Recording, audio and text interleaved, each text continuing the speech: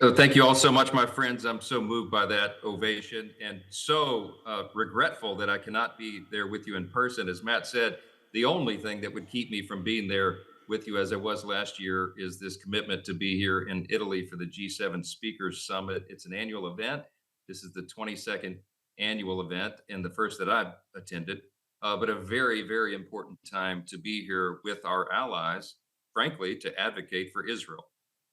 Most of our allies are standing with us, but we have to ensure that resolve. It's never been more important than it is right now, and all of us know that. We live in very dangerous times. Russia, Iran, North Korea, uh, of course, China, they're all coordinating together and they are working for the demise of Israel. There's no other way to see that. And we have to deal with that forcefully. Iran must be dealt with forcefully.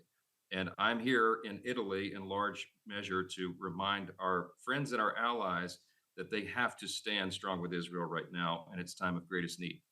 We all know that Hezbollah is threatening the northern communities of Israel, even as we sit here tonight. And of course, we have Israeli and American hostages still being held in Gaza. It's a very serious time. And when you are facing dangerous times and very serious times, you need moral clarity. And it has just been the great frustration of all of us that the current occupants of the White House are incapable of moral clarity at a time when it's most needed. Joe Biden and Kamala Harris have both abandoned that field. And it's as if they don't understand that Hamas and Iran are the actual enemy and that we have to deal with them appropriately. As Matt said, they have equivocated when we don't have time for that. They have withheld weapons systems that Congress duly passed to be sent to Israel. They've delayed. They've tried to dictate to Israel how to defend itself. And these are policies that have empowered Iran, and it has made the international community and even some of our closest friends and allies question our resolve. We do not have the luxury of that, and we have to change those policies. And I want to tell you, I am very bullish about November, and I believe with new leadership, we will change those policies. It can't happen soon enough.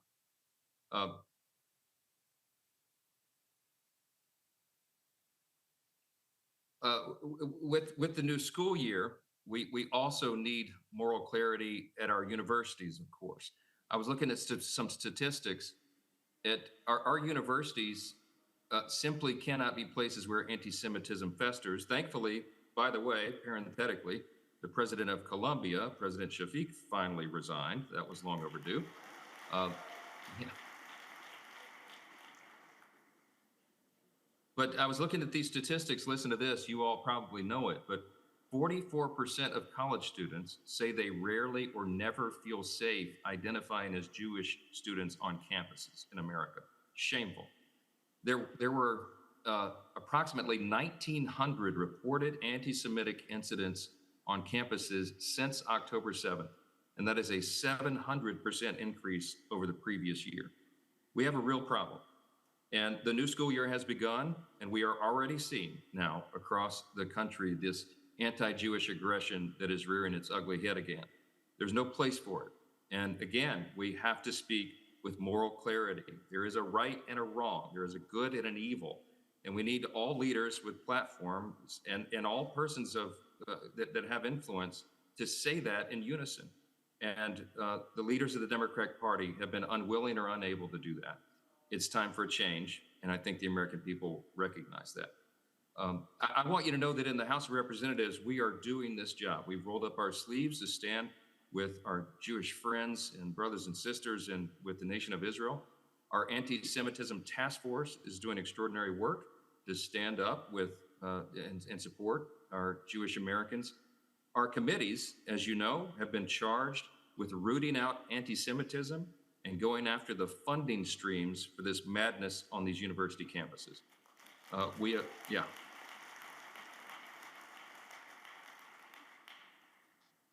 We are also looking at some real reforms to the student visa program. If you're an aspiring young terrorist from the Middle East or anywhere, you don't get to come to American universities and prey upon your fellow students who are Jewish. We're not going to have that. You can go back home.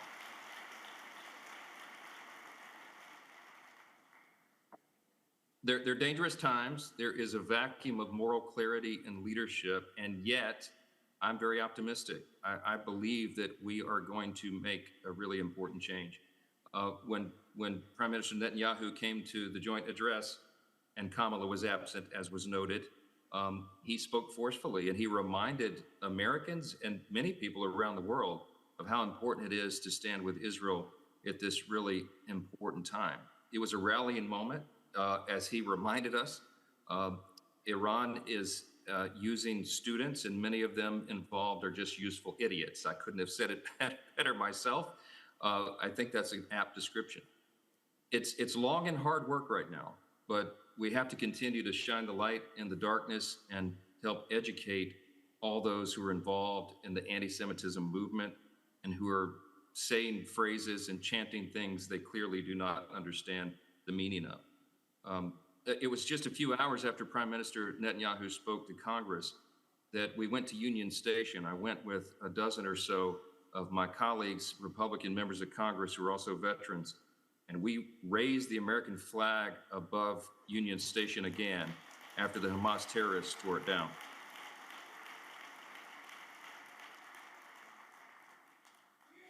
They're terrorists or they're aspiring terrorists. I don't see much difference between them. Pro-Hamas rioters are violent, they're aggressive, they destroy public property, and by what they say, they have even worse designs in mind. And we have to treat them as the criminals that they are and deal with that hate and division and evil.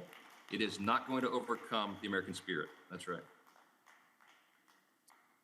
Look, what we all have to do right now is have that same resolve.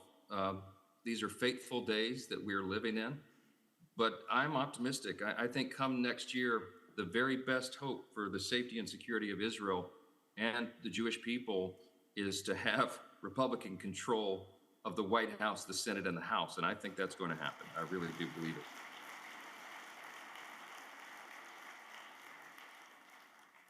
I think if we all work together, as we're saying, we'll be able to make that happen. I just wanted to close and share with you a brief anecdote.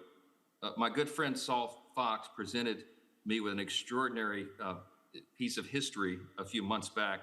And it was a piece of history that I've long studied and cherished as a constitutional law attorney in my previous life before I came to Congress.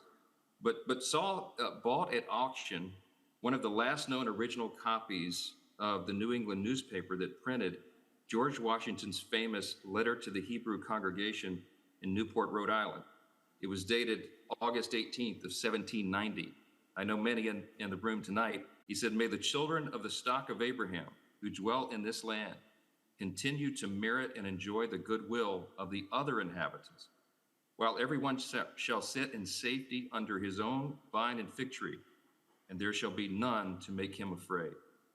May the Father of all mercies scatter light and not darkness in our paths, and make us all in our several vocations useful here, and in his own due time and way, everlastingly happy." That's what the first president of our great country wrote. That's right.